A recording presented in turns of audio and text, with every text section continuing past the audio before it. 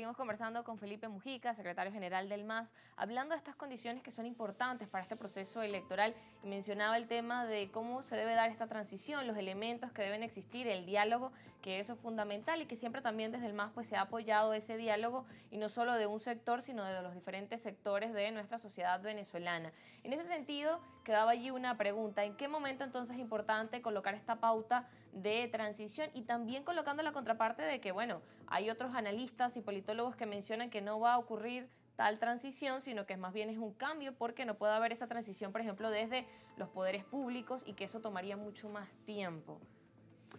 Es lo siguiente: si tú revisas la complejidad de lo que se llaman los procesos de transición, ningún proceso de transición tiene una fecha inicial para que ese día comience, sino que se van dando las condiciones.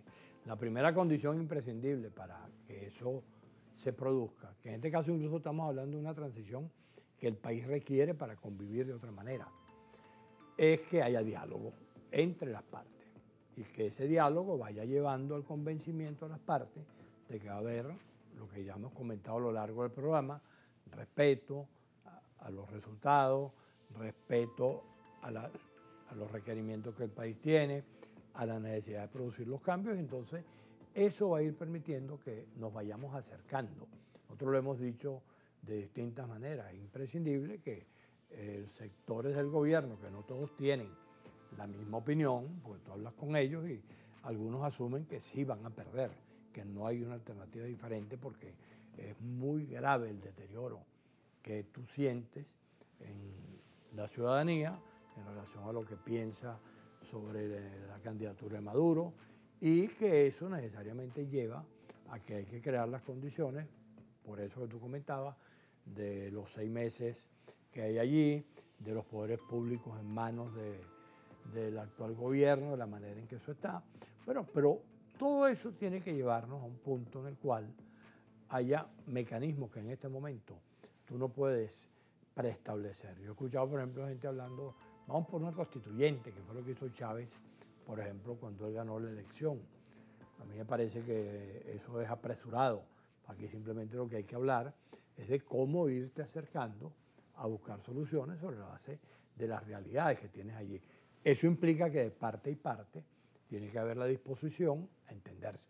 Porque si se da el caso, el gobierno pierde la elección, bueno, es evidente que el país se colocó de manera distinta, y eso tiene que asumirlo el gobierno como un hecho real, como un hecho objetivo, y en consecuencia esos 6 meses tienen que ser para precisamente ir avanzando sobre cómo se pueden ir produciendo los cambios sin necesidad de violentar hechos constitucionales o hechos legales que están allí.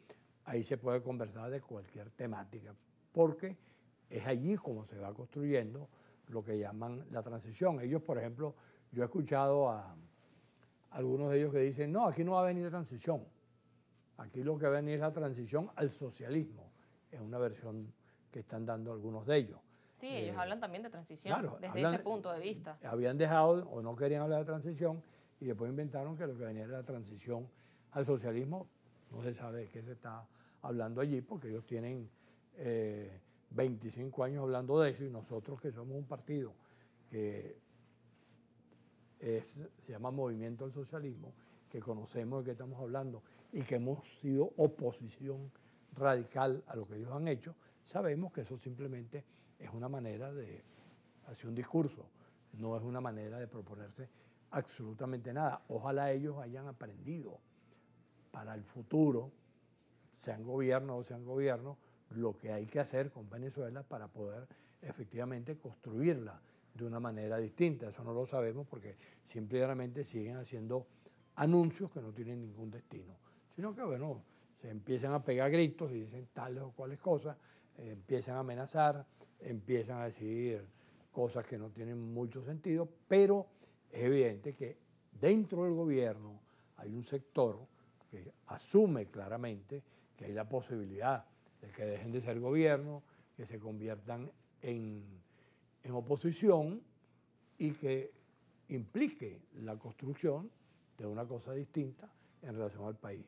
Y todo eso, por supuesto, en este momento está en proceso de construcción. Nadie puede decir que las cosas van para acá o van para allá, sino que lo que hay que tener es la disposición, la apertura, estar en la disponibilidad de poder comprender lo que vaya pasando para irle dando respuesta. Y en ese sentido de avanzar en el diálogo que usted mencionaba, ¿ve esa disposición, ve que eso es posible y desde qué instancias también debe avanzar ese diálogo? Veíamos el tema de los acuerdos de Barbados y eso quedó allí al pendiente, no se sabe si se va a continuar, solo quedó como, bueno, un lado viola los acuerdos, el otro lado también. Veíamos que, por ejemplo, ahí estaba el tema de la observación internacional y ha sido pues reciente una de las cosas en las que se ha mencionado, bueno, luego de que se hizo este anuncio de que la Unión Europea no podría venir a Venezuela. También hay otros que comentan que, bueno, ahora con las elecciones del nuevo Parlamento Europeo, pues pudiese todavía existir esa opción de que venga quizás un comité de expertos a Venezuela. ¿Cómo ve que el diálogo influye también e incide en estos escenarios? Todos esos mecanismos para facilitar el diálogo son convenientes. Recordemos que el diálogo no es solamente un problema de la política. El diálogo es un invento de los seres humanos, no se sabe cuándo, puede ser incluso que sea de la época de los orangutanes, que hayan descubierto que dialogando es una manera preferible de evitar la violencia. Si tú tienes un conflicto con tu familia o tienes un conflicto con tu pareja, con tus hijos, con tus amigos, con quien sea, siempre será preferible buscar el diálogo como mecanismo de solución y no caer en el uso de la violencia. En este caso, ¿qué es lo que está planteado? Aquí ha habido momentos de diálogo y se han hecho cualquier cantidad de inventos y todos esos diálogos no han llevado, en definitiva, a soluciones verdaderas. Recordemos lo de Barbados, recordemos República Dominicana, recordemos la mesa de diálogo, recordemos cualquier cantidad de episodios que al final, cuando se va a aterrizar verdaderamente en los requerimientos para que se cumpla, se incumplen y el diálogo fracasa. Y la gente también pierde confianza. Claro, en esas por reuniones. supuesto, porque fracasa el diálogo. Ahora, aún fracasando, es necesario que el diálogo se siga teniendo como instrumento principal. ¿Cómo lo vas a hacer? ¿Lo vas a hacer utilizando países o vas a utilizar organismos internacionales? Bueno, estaba reciente el canciller reunido con el grupo de los BRICS, Sí, sí. hablando que Venezuela... Como facilitadores, todo eso está allí y todo eso puede efectivamente aparecer. Yo creo que ahorita el tema principal del diálogo es que los venezolanos podamos arribar al 28 de julio, que es la fecha que está prevista para el evento electoral, en un clima de comprensión, de entendimiento, de diálogo y de reconciliación. Eso es lo que habría que construir en este momento. El resultado va a dar la pauta de otro tipo de circunstancias que habrá que verla sobre la base del resultado. Ahorita lo principal es que podamos llegar al 28 en unas condiciones que ponderemos todos como satisfactorias, que se respete lo que haya que respetar, que no sigan apareciendo las versiones sobre las amenazas, sobre las eventuales decisiones sobrevenidas que tú señalabas, sino que, bueno, simplemente las cosas terminen como tienen que terminar, con los candidatos que están, con las tarjetas que están y en la competencia que hay en este momento en Venezuela para que efectivamente podamos tener un resultado donde se respete la voluntad mayoritaria del país, de los ciudadanos venezolanos y que a partir de esa voluntad mayoritaria emprendamos lo que necesariamente va a venir después, que es cómo hacer para que se creen las condiciones de reconstrucción, de recuperación de lo que hay que recuperar en Venezuela.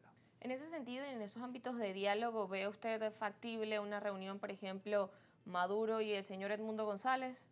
Yo creo que cualquier tipo de reunión se puede hacer, eso no creo que tenga ningún problema en que se puedan producir intercambios. Lo importante es que esas reuniones tengan alguna utilidad, porque si esas reuniones son simplemente utilizadas para manipular, eso no tiene ningún sentido. Ahora, si la intención es dialogar, yo creo que en este momento es mucho más importante que se dé las condiciones de una convocatoria del organismo electoral con todos los sectores para que efectivamente se suscriba un hecho de esa naturaleza, a que se pueda producir un hecho parcial, donde aparezcan 10 reuniones distintas con 10 personalidades que sean candidatas en este momento y que eso nos permita arribar a una solución. Pero te insisto, cualquier reunión, cualquier conversación se puede hacer y creo que no hay ningún problema dependiendo de qué es lo que se quiera lograr con la conversación que en ese sentido se proponga. Claro, y desde este programa también incluso, bueno, como su nombre lo es argumento, se ha planteado eso,